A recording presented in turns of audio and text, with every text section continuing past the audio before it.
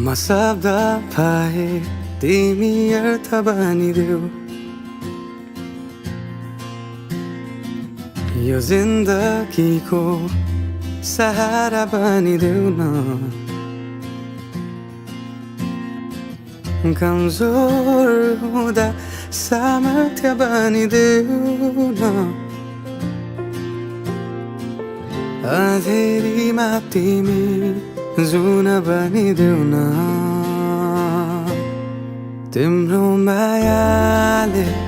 डोर्याउन मलाई तिम्रो छाया